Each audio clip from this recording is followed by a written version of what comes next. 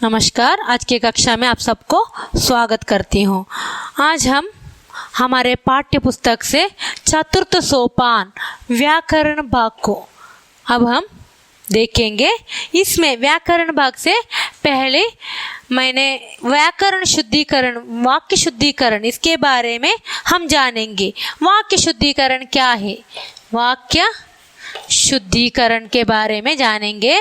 वाक्य शुद्धिकरण क्या है? वाक्य शुद्धिकरण मतलब जिस वाक्य में संज्ञा, सर्वनाम, वचन, अव्यय, क्रिया, विशेषण आदि से संबंधित या अन्य प्रकार की अशुद्धियां हो सकती है।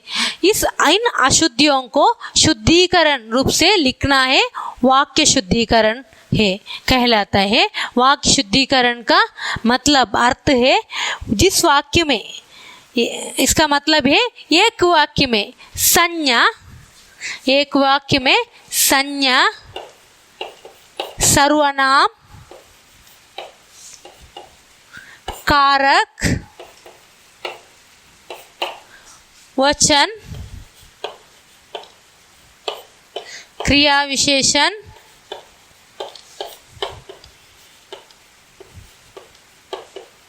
आदि से संबंधित या अन्य प्रकारों की अशुद्धियों को हम देख सकते हैं किसी भी वाक्य में।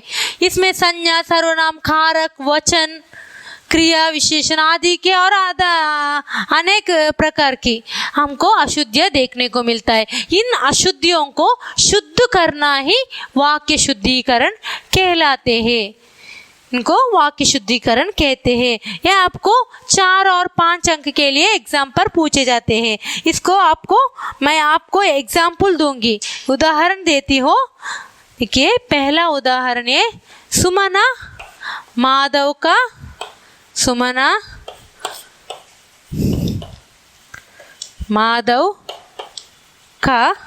पुत्री है।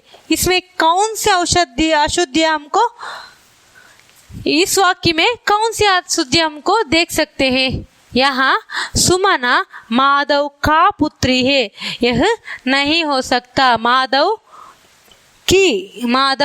की स्त्रीलिंग होने के बाद ये कारक संबंधी अशुद्धियां, यहाँ हम कारक संबंधी अशुद्धियां देख सकते हैं। यह क्या होना चाहिए? सुमना माधव की पुत्री है। और आगे एक दूध का गिलास दो, ये वाक्य सही है और गलत। देखिए, एक दूध का गिलास दो, यह वाक्य सही नहीं है क्योंकि इसका कोई अर्थ नहीं है, मतलब नहीं है। एक दूध का गिलास दो, क्या लिखना है यहाँ शुद्धिकरण रूप क्या है? यह क्रमबद्ध रूप से लिखना है। एक दूध का गिलास दो, इसका मतलब कुछ नहीं हो सकता। इसका सही रूप है एक गिलास दूध दो, यह सही रूप है, शुद्धिकरण रूप है। और आगे मुझको घबराना पड़ा, मुझको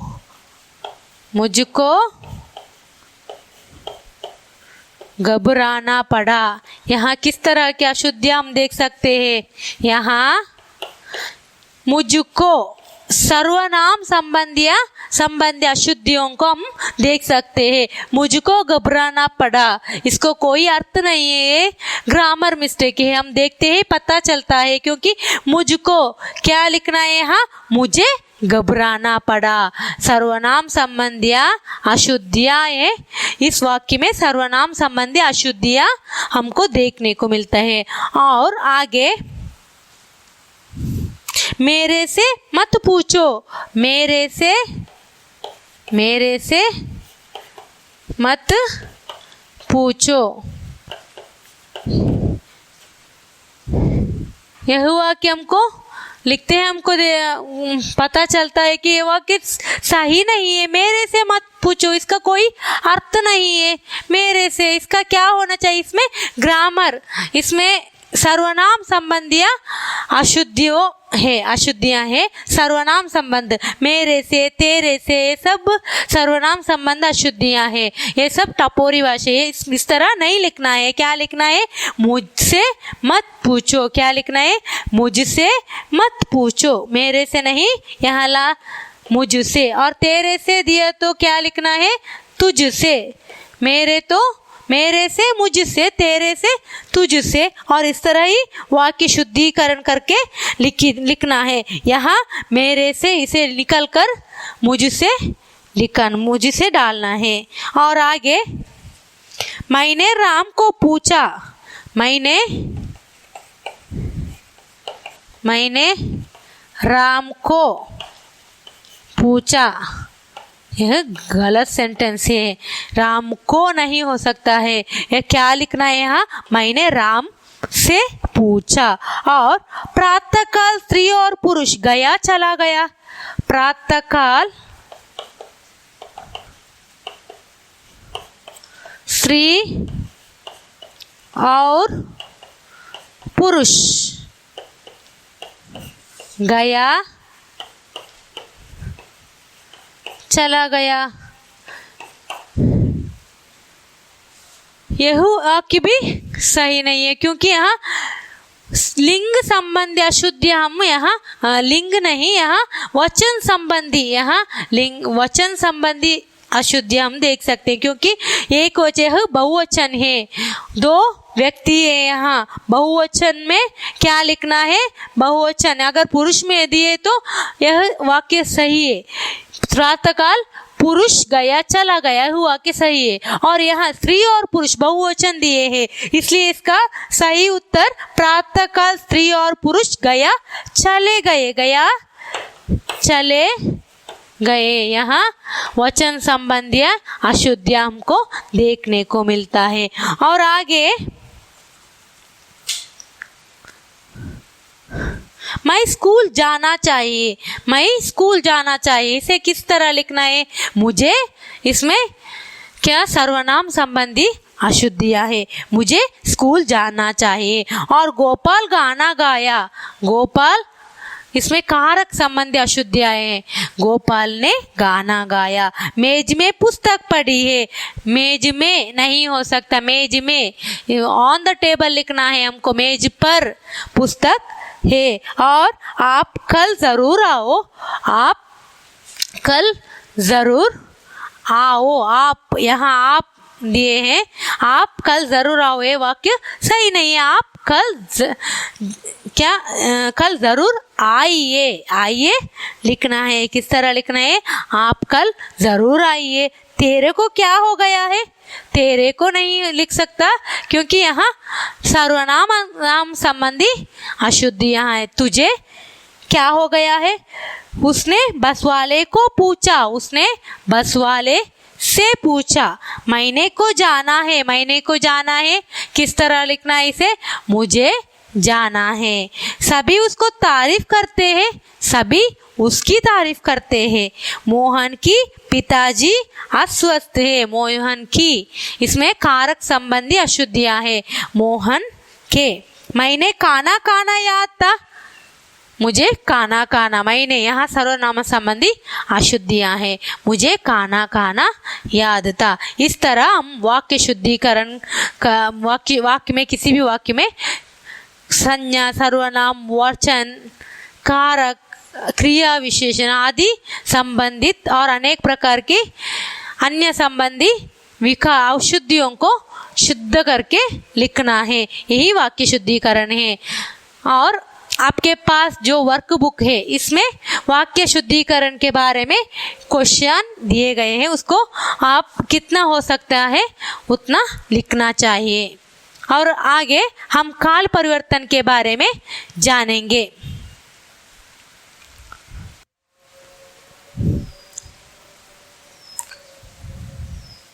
काल परिवर्तन ये भी आपको 3 अंक के लिए पूछे जाते हैं। काल किसे कहते हैं?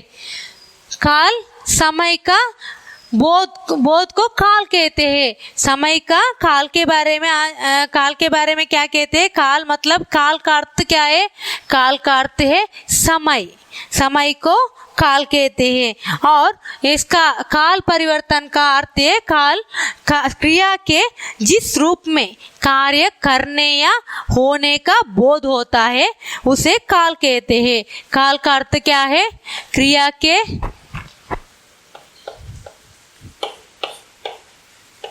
जिस रूप में, क्रिया के जिस रूप में कार्य करना या कार्य यानी काम, कार्य करना या होने का बोध होता है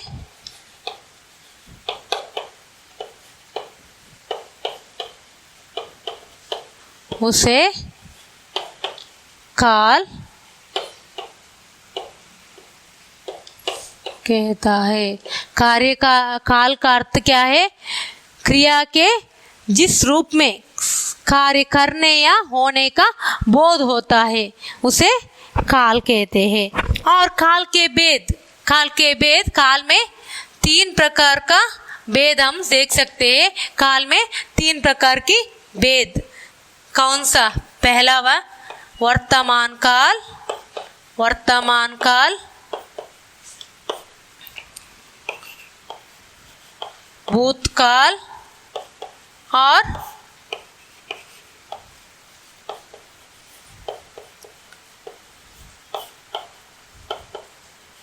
भविष्यत काल। वर्तमान काल को प्रेजेंट टेंस, अंग्रेजी में प्रेजेंट टेंस कहते हैं। भूतकाल को पास्ट टेंस और भविष्यत काल को फ्यूचर टेंस कहते हैं। वर्तमान काल, इसमें वर्तमान काल क्या है? वर्तमान काल प्रेजेंट काल, जो वर्तमान में चला रहा है, वो जो वर्तमान में हो रहा है इसे वर्तमान काल कहते हैं। जो बात बीत हो चुकी है, जो वर्तमान में हो रहा है, चला रहा है, वो वर्तमान काल है। वर्तमान में क्या क्या हो रहा है? वर्तमान काल में वाक्य के अंत में हम है, हूँ या हो इस्तेमाल को देखकर हमको पता चलता है कि ये वर्तमान काल है। वर्तमान काल के अंत में हमको है, हूँ या हो इसे देखते हैं हमें इजी से पता चलता है कि ये वर्तमान काल है। वर्तमान में हो रहा है जो बात, जो कार्य वर्तमान में चला रहा है वो वर्तमान काल है। और आगे भूतकाल यानी पास्ट टेंस, वो बीते बात को, वो बात बीत चुकी है उसे भूतकाल कहते हैं। जो बात बीत चुकी है, हो चुकी है, वो कार्य हो चुकी है, पहले ही हो चुकी है, उसे भूतकाल कहते हैं। इसका अंत में, भूतकाल के अंत में, भूतकाल किसी वाक्य के भूतकाल पास्ट टेंस में अंत में हमको इजी में पता चलता है कि वो ये भूतकाल है। किसमें पता चले? वाक्य के अंत में इस भूतकाल पास्ट टेंस, वो जो बात बीत चुकी है, इसका अंत में हमको ती, ता या ते इसको इस्तेमाल, इस वर्ड का इस्तेमाल से हमको पता चलता है कि भूतकाल है। और आगे भविष्यत काल, फ्यूचर टेंस, जो बात होने वाला है, होने वाला है, आगे वो काम होने वाला है, करना है, आगे करना है, भविष्य में जो काम करना है, होने वाला है, उसे भविष्यत काल कहते हैं। भविष्यत काल को फ्यूचर टेंस भी कहते हैं। इसमें हमको इजी में पता चलता है कि ये भविष्यत काल या नहीं, क्योंकि इसका वाक्य में अंत में गा, गी, गे का इस्तेमाल देखने से हमको गा, गी, गे, अगर पुरुष वचन स्त्रीलिंग पुल्लिंग है तो ग का इस्तेमाल करना है वाक्य के अंत में, और स्त्रीलिंग है तो गी और बहुवचन है तो गे। उसी तरह स्त्रीलिंग के लिए ती, पुल्लिंग त और बहुवचन के लिए ते, इस तरह इस्तेमाल करने से हमको पता चलता है कि जो वाक्य वर्तमान काल में हो रहा है या भूतकाल में हो चुकी है या भविष्य काल में होने वाला है। इससे हमको काल को इजी से हमको समझने के लिए हो सकता है। बाद में अब मैं एक उदाहरण देती हूँ काल परिवर्तन के बारे में। पहला उदाहरण,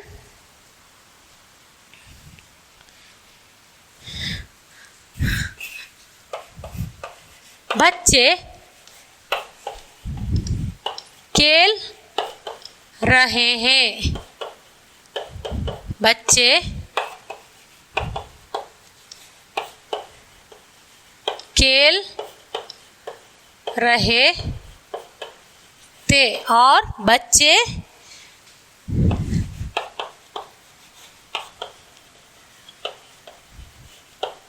खेलेंगे। ये तीन वाक्यों में देखते हैं हमको क्या पता चलता है कि बच्चे खेल रहे हैं यह वर्तमान काल में हो रहा है। यह वर्तमान काल है। मैंने पहले ही कहा था कि है हु हो का इस्तेमाल करने से हमको वाक्य में किस काल में यह कार्य हो रहा है इसको पता चलता है, समझ में आता है। और बच्चे खेल रहे थे, यह भूतकाल में खेल रहे थे, पहले वो खेले थे। और बच्चे खेलेंगे भविष्य काल है। गे गा गी गे का इस्तेमाल करने से हमको पता चलता है वो भूतकाल या भविष्य काल। और बाद में उदाहरण देती हूँ। पहला उदाहरण,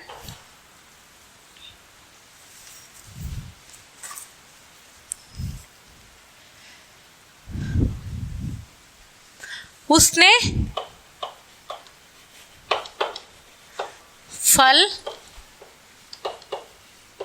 खाया। उसने फल खाया। इसको वर्तमान काल में लिखना है, हमको काल परिवर्तन करना है। वर्तमान काल में लिखना है। वर्तमान काल में किस तरह लिखना है? वर्तमान काल में लिखना है। वर्तमान काल के अंत में है हु हो का इस्तेमाल होता है। इसको किस तरह लिखना है? उसने फल खाया का मतलब खाता है। खाता है वर्तमान काल में परिवर्तन करना है।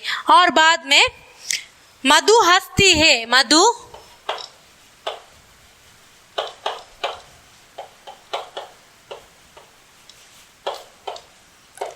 यह वर्तमान काल में है। इसको हम भविष्य काल में लिखना है। भविष्य काल में परिवर्तन करना है। भविष्य काल में किस तरह लिखना है? किस तरह परिवर्तन करना है इसका काल को भविष्य काल में? मधु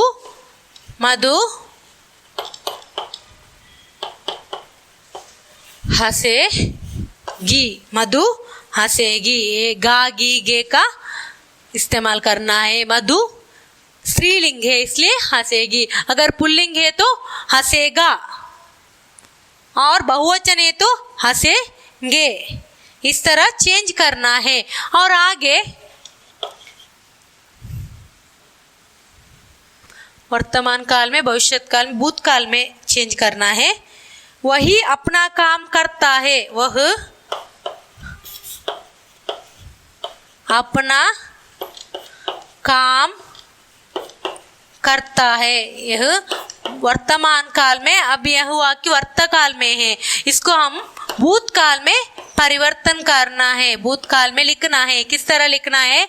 भूतकाल में वह अपना काम करता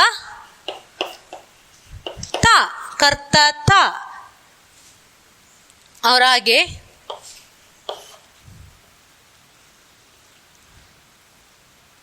बालक खा रहा था।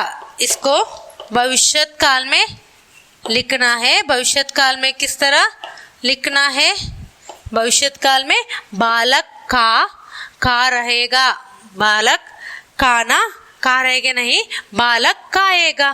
बालक खाएगा। खाएगा। और इसी तरह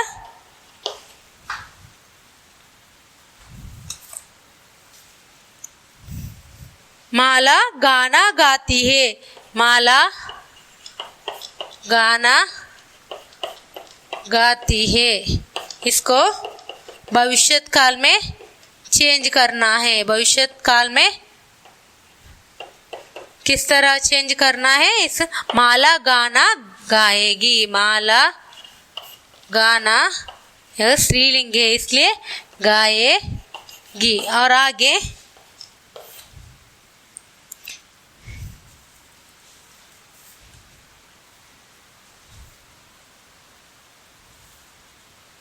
रमेश दूध का व्यापार करता था। इसको वर्तमान काल में लिखना है। बहुत इजी है, बहुत सरल है। रमेश दूध का व्यापार करता है। और इस तरह आपको वर्कबुक में वाक्य शुद्धिकरण और काल परिवर्तन के क्वेश्चन के आंसर लिखना है। और अगले क्लास में और ज़्यादा पाठ के बारे में जानकारी दूंगी। धन्यवाद।